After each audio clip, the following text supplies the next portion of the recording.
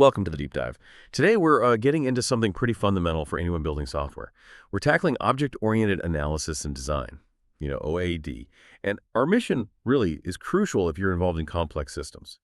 I want to quickly get at the difference between defining what a system does, the analysis part, and then defining how it actually does it, the design, using that object-oriented way of thinking. Exactly. And, that OO framework, it's quite a shift because it gets rid of that old idea. The traditional approach, where you look at functions and data as totally separate things. The object-oriented view integrates them right away. It structures everything around objects. These are entities that combine the data and the functions that work on that data. And importantly, they mirror real-world things the system deals with. So if you're getting into system development, the split between analysis and design, you really have to get it. They happen one after the other, but their goals are totally different. Analysis. Okay, the main idea here is build the right thing. That's it. Your focus is 100% on understanding the user. What do they actually need? Functionally, non-functionally, all of it. The whole point of analysis is to nail down precisely what the customer wants the system to do. Right. And once you've locked down that what, then you switch gears completely into design. And that's where the motto becomes build the thing right. Okay. So now you're not talking about user needs anymore. You're focused on the software structure. Design is all about figuring out how to build it piece by piece to actually deliver on those requirements from the analysis phase. Efficiently. Yeah, it's kind of like telling an architect, I need a 4-bedroom house, big kitchen. That's your analysis. Then the architect spends ages figuring out load-bearing walls, plumbing, materials. That's the design. And OAD gives us the structured method to make that shift using object thinking. Exactly. So let's focus on that first part. Object-oriented analysis, OOA. This is basically the process of figuring out the requirements, but specifically using an object model. Thinking in terms of those interacting objects we mentioned. Okay, so if I'm a developer, what does OOA actually involve day to day? Our sources lay out about 5 main tasks, right? Yeah. But it's more than just a list. Yeah, it's a way to think. You start by setting the boundaries. First 2 steps are pretty high level. Step 1, identify the objects, the real things. Customer, product, reservation, whatever they are. Step 2, organize them. Usually this means drawing an object model diagram showing how they relate initially. Okay, that feels like mapping out the nouns and verbs, sort of. Once we have the objects, how do we flesh them out, define what they are? Right, steps 3 and 4. Third, define the internals. That's the object attributes, what data describes it, its current state. And fourth, define its behavior, what can it do? These are the object's actions, its methods, like calculate total or update inventory. And step 5 brings it all together, describing how these different objects actually interact, the communication flow. That's it. How they pass data and control back and forth to get a job done. That's the system's internal ecosystem. Now, this focus on objects really helps manage complex stuff. But, OOA has its trade-offs. We should be clear about those. On the plus side, it's very data-centric. Not like older methods that obsessed over procedures. This leads to modularity, which is great for managing huge systems. And it makes scaling up, say, from a small app to something big much smoother. But, limitations. You mentioned OOA might struggle with systems that are mostly about procedures.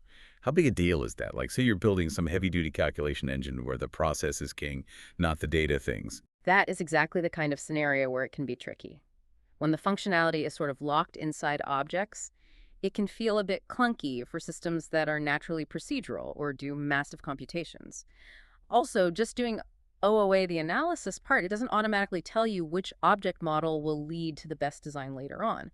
And purely from a visual standpoint, sometimes trying to show all the communication paths between objects on one diagram, it just gets messy. You often need several diagrams. Yeah, that makes sense. Knowing the limits helps appreciate the strength. Yeah.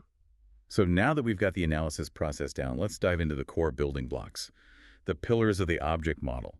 If you really want that aha moment with OO, you've got to grasp these 5 concepts. Okay, let's start with the absolute basics, classes and objects. Think of a class like a template, a blueprint, the cookie cutter maybe? So a patient class would define all the general things every patient has, attributes, methods. And the object is the actual cookie, the specific instance, a particular patient, a particular car. And the key idea here is state, right? Absolutely. Objects hold information about the real world. Their state is just the current values of their attributes. Like a vehicle object might have a state attribute set to pre-owned or new. Change an attribute, like its color, and you change the object's state. Okay. Next up, the action parts. Methods and messages. The method is what an object can do, its behavior. It's the actual code, the function, stored inside the object. And the message is how you tell it to do something. It's like sending an instruction. So if you want to add a new customer, your application sends an insert new customer message to the appropriate customer object. That message triggers the object's internal insert method to run. The message might carry data, and the method does the work. Which leads us straight into something really powerful for reuse: encapsulation and information hiding. People often mention them together. Encapsulation, that's the act of binding. Combining the methods, the process, and the data, attributes into one neat package, the class. That's right. And information hiding is the principle that makes encapsulation so incredibly useful. We treat objects like, well, black boxes. Only the interface, what message you send it, what result you expect back is known to the outside world. The internal guts, the actual step-by-step algorithm in the method, totally hidden. So if I have, say, a calculate sales tax object, I don't need to care if it's using some simple percentage or a super complex region-specific formula inside. I just send the message, calculate tax for this amount, and trust it gives me the right answer. Precisely. That hiding of complexity, that's the magic behind reusability, because you could completely rewrite the inside of that object, maybe optimize the algorithm, and as long as the message it accepts stays the same, nothing else in the system breaks. Okay, moving on. Inheritance and hierarchy. This sounds like it's about organization, making things efficient. Inheritance lets us avoid repetition, right? By putting common stuff, attributes, methods into superclasses, these general template classes. Exactly. You group common features. And these classes are arranged in hierarchies. Our sources point out two main kinds. There's the ISA hierarchy. That's about inheritance. Like a checking account is a type of bank account, so it inherits common banking features. And then there's the part of hierarchy that describes composition or aggregation, like an engine is a part of a car. And there's a quick distinction in there, too, between concrete and abstract classes. What's the practical difference for someone learning this? Good question. A concrete class is one you can actually create instances or objects from, like a specific customer object or a particular invoice. An abstract class, though, it's usually higher up in the hierarchy. It's just a template. You can't make an object directly from it. Think of an abstract vehicle class. You wouldn't create a generic vehicle object. You'd create instances of its children, like car or truck. The abstract class just groups the common stuff they all share. Got it. Now, for the really dynamic part, polymorphism and dynamic binding. Polymorphism. Yeah. Okay, sounds complex, but it just means many forms, right? The same message can trigger different behaviors in different objects. Like the classic example, you send the message, draw yourself, to 3 different shape objects, a square, a circle, a triangle. Same message, draw yourself. But the square runs its draw square code, the circle runs draw circle, and so on. Each one knows how to respond appropriately. Exactly. And dynamic binding is how that actually works, and it's a huge time saver. See, in older static systems, the programmer had to figure out the object's type before the program even ran, which meant writing awful complex logic.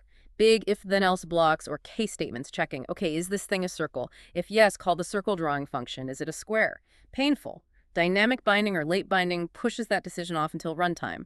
When the program is actually executing, the system automatically figures out, this object is a circle, and calls the correct draw method for a circle. It just eliminates all that messy manual decision code, makes things way simpler and much less prone to errors. Okay, so pulling all these pillars together, the classes, encapsulation, polymorphism. Back to the bigger picture.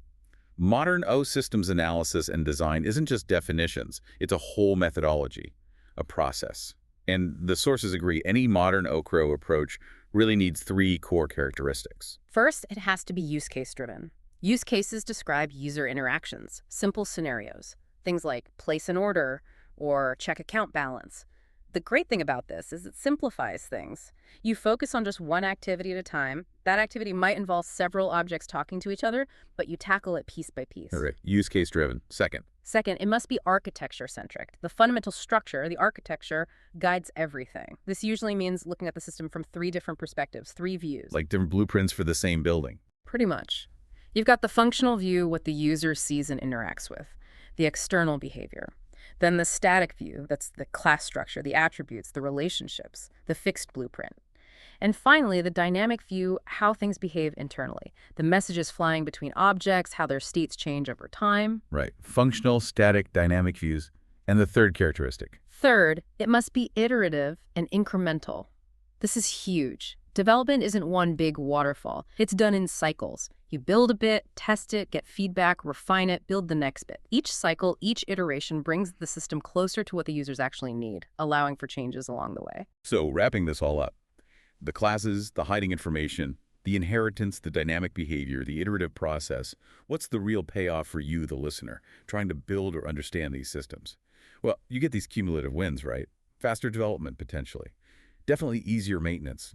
Fix a bug in one object box without breaking everything else. Upgrades become less of a nightmare. And of course, that big promise, reusing objects and designs that you know already work. And that actually brings us to a final, quite powerful idea from the sources. It really highlights the long-term difference OO thinking makes. It's the concept of persistence. Think about it. In a lot of traditional programming, when your program stops running, any objects it created, poof, they often just disappear. Their lifespan is tied to the program run. But OO systems naturally support persistence. An object can keep existing. It can be saved to a database or a file. It lives on even after the program that created it or last used it has stopped. It keeps its data, its state, and can still respond to messages later. Wow, yeah, that's a fundamental shift. If your whole system is built around these persistent objects, things that don't just vanish, how does that change how you think about building systems for the long haul? For managing information over time, you're not just dealing with temporary variables anymore. You're orchestrating these long-lived active entities.